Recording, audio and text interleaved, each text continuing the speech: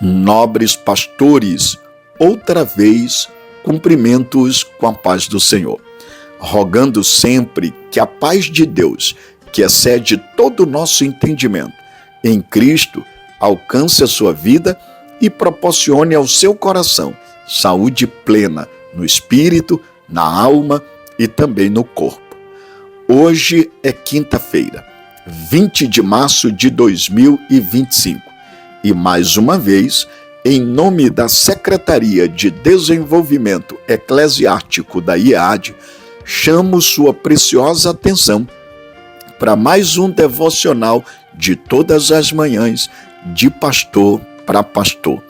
Nosso tema de hoje, lições da ceia do Senhor. Vou repetir, lições da ceia do Senhor.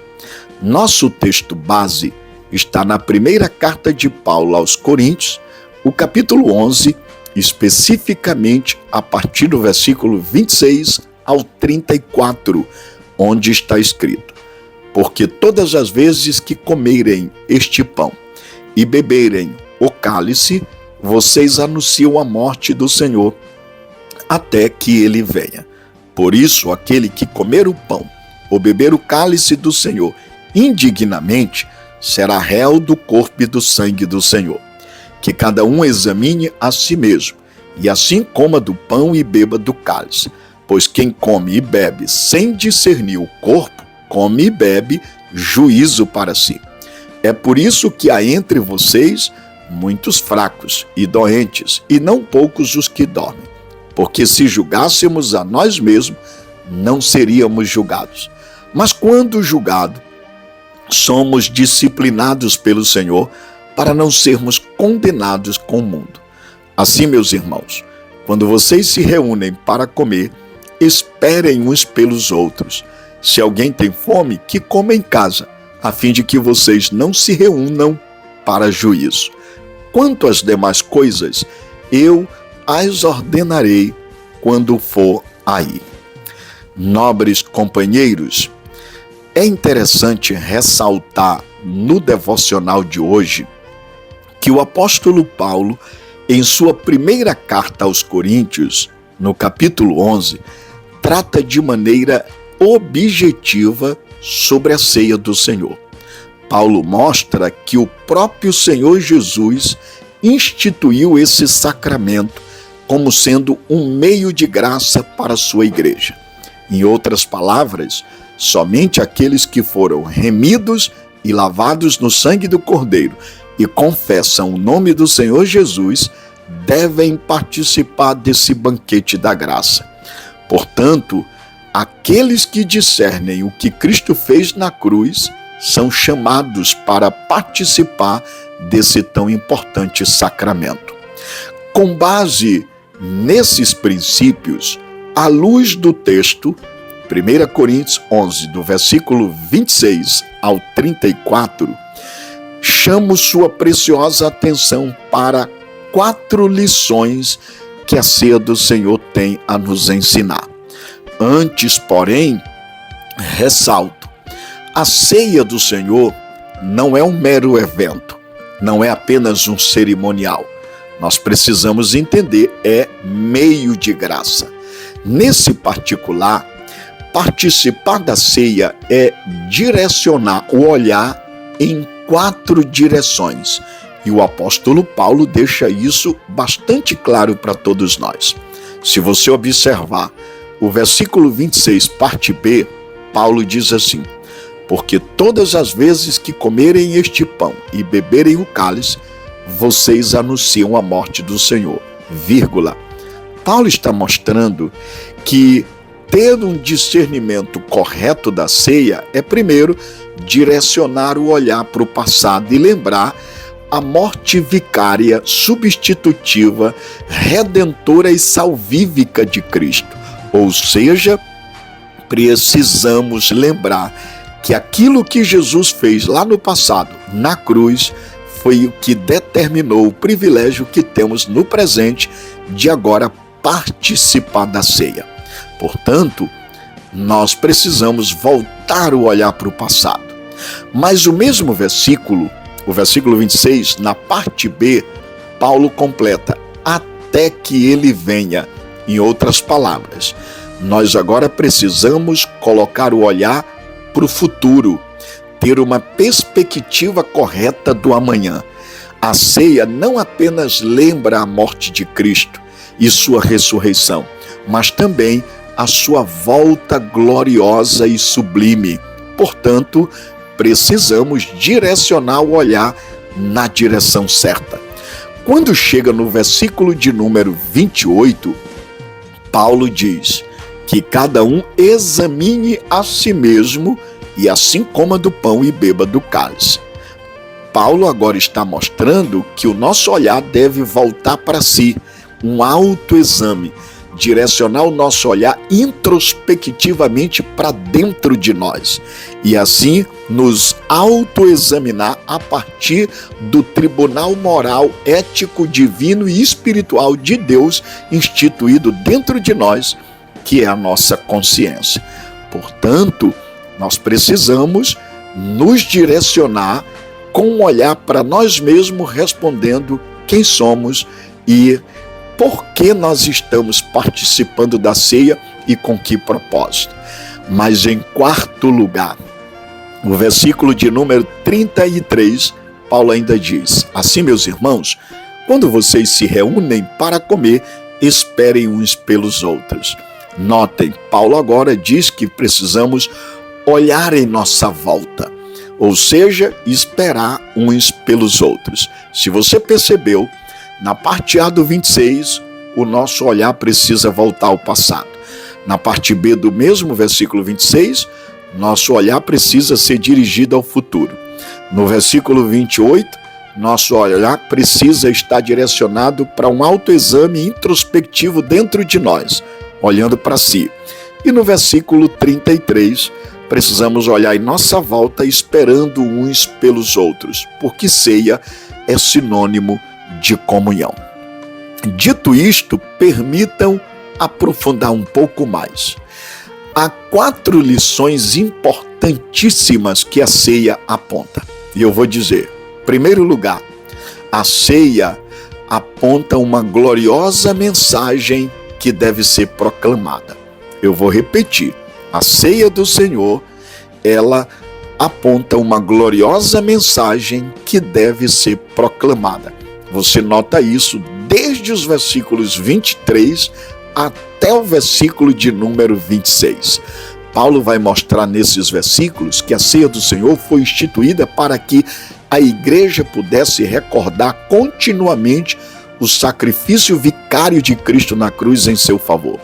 Ou seja, Jesus fez grandes milagres e ofereceu à igreja sublimes ensinamentos, mas instituiu um sacramento para ser um memorial da sua morte. Nisto, todas as vezes que nos assentamos ao redor da mesa da comunhão, estamos proclamando que o corpo de Cristo foi partido e dado por nós e seu sangue foi vertido como símbolo da nova aliança. Portanto, a morte de Cristo é o eixo central do Evangelho. Fomos reconciliados com Deus pela morte de Cristo e é pela sua morte que temos vida. Portanto, devemos anunciar a morte até que ele venha em glória. Mas, em segundo lugar, essa é a segunda lição. A ceia aponta uma solene advertência. Vou repetir, a ceia do Senhor aponta uma solene advertência. Você vai ver isso principalmente no versículo 27, porque se você atentar nele, Paulo diz que participar da ceia do Senhor indignamente é um grave pecado. O indivíduo que assim procede torna-se réu do corpo e do sangue do Senhor. Como uma pessoa pode participar da ceia de forma indigna? Essa é a pergunta. Eu respondo, fazendo sem discernimento espiritual, ou seja, sem crer no sacrifício vicário de Cristo. Não podemos nos aproximar da mesa do Senhor de forma digna, a menos que reconhecemos a hediondez dos nossos pecados, que foi por ele que Cristo verteu o seu sangue na cruz. Não podemos participar da ceia de maneira digna, a não ser que tenhamos plena consciência da nossa indignidade. Em outras palavras, essa participação da ceia não é um privilégio do mérito, mas uma oferta da graça. É pela graça e não pelo mérito. É por causa da graça que nós participamos. Portanto, precisamos fazer um autoexame e discernir o corpo de Cristo de maneira correta.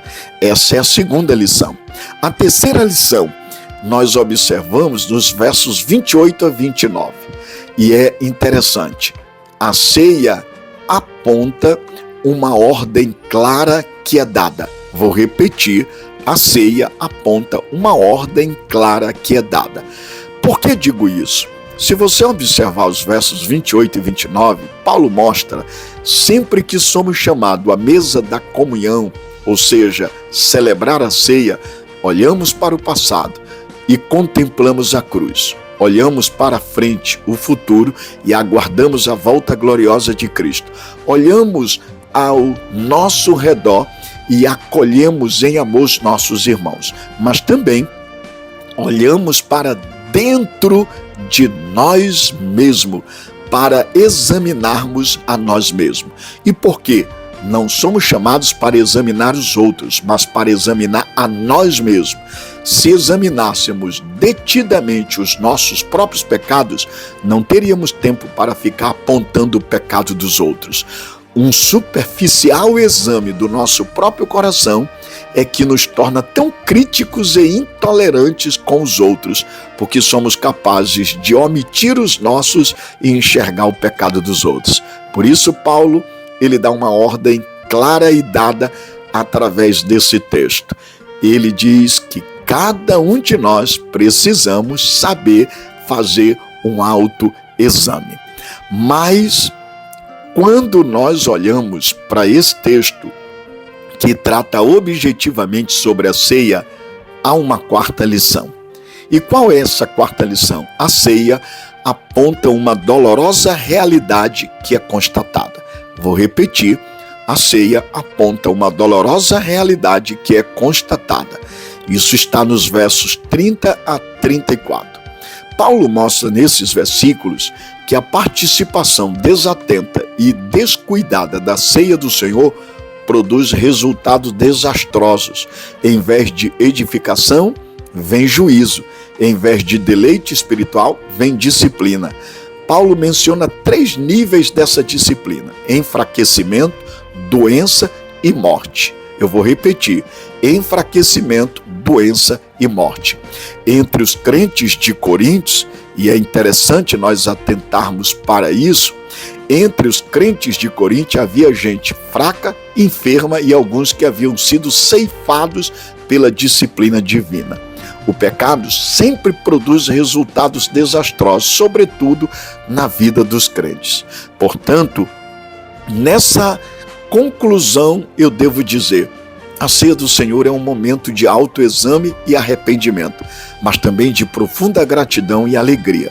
Devemos nos aproximar da mesa do Senhor com santa reverência e santo temor e, ao mesmo tempo, com profunda gratidão e imensa alegria.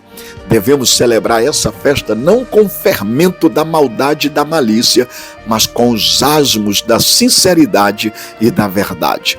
Portanto, meus irmãos, participar da ceia é voltar a olhar para o passado, é direcionar para o futuro, é olhar para dentro de si, é olhar em sua volta. 4 lições a ceia aponta. Uma gloriosa mensagem que deve ser proclamada, a morte de Cristo. Uma solene advertência é feita. Não podemos participar da ceia indignamente. Uma ordem clara é dada. Precisamos nos autoexaminar a si mesmo. E, em quarto lugar, uma dolorosa realidade é constatada. Quando participamos da ceia descuidosamente, enfraquecemos, somos enfermos, adoecidos e morremos. Que Deus tenha misericórdia de todos nós e que nessa quinta-feira A graça do eterno Deus ilumine a sua mente, lhe cubra com toda sorte de bênção, abençoe sua família, seu ministério e a igreja que está sob seus cuidados. Amém.